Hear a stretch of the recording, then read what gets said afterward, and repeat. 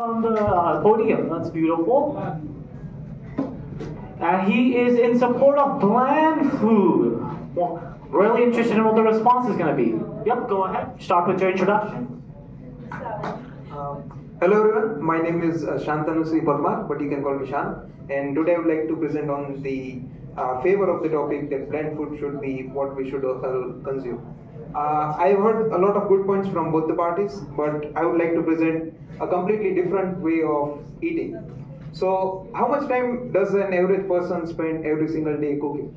And it's the average is 53 minutes, which might not seem a lot, but when you sum it up per year, it's 13.4 hours, which is still not a lot of time. I'm sorry, 13.4 days. So, which is still not a lot of time, but on an average lifespan of say 70 years and operational body units of say 50 years, like you are fully functional, you would be spending 2 complete years just cooking, which is not a very effective way of living your life. So definitely cooking is something that has become an integral part of our culture, and we cannot live without tasty food. But if we just give a try to the blend food and see what kind of results it gives us, we would definitely save 2 years of our lives.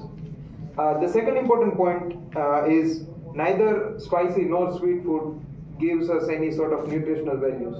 Although they might be able to trigger some responses in our bodies in terms of immunity, maintaining the body glucose level, but they are not by themselves providing us any nutritional values.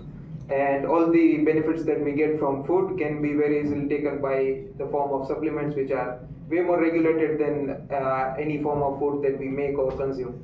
I would also like to argue some of the points that the parties have made. So my first argument to the party for the spicy food is that while you mentioned that there is no harm in eating spicy food, there are hundreds of registered cases across the world, irrespective of the cuisine of their origin, of liver cirrhosis, gastrointestinal lining damages due to over-acidity, and a lot of overstimulation of the cilia of the lower intestinal lower GI tract. So definitely spicy food does trigger a lot of responses in the body, especially in the intestinal tract.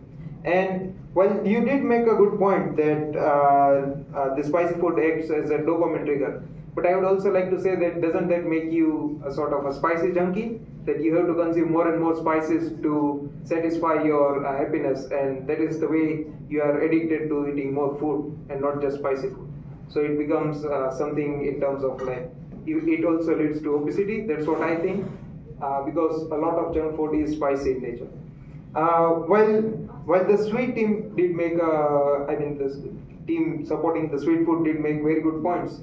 I definitely agree with the spicy team that sweet food generally cause more problems in the human body, because the hyperglycemic and hypoglycemic, which is just a fancy word to say diabetes, are way more triggered compared to the GI tract. So the body glucose level is way more sensitive compared to the structure of the cilia in the GI tract. So spicy food does more damage. I'm sorry to say that, but that's the facts.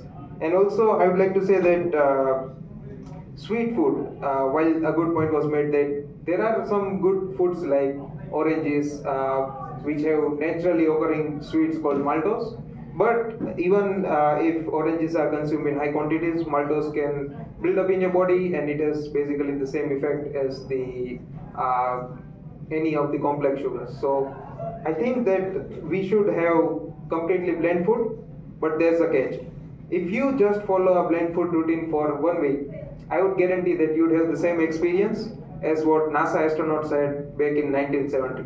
So that's one winning argument for me. Yeah.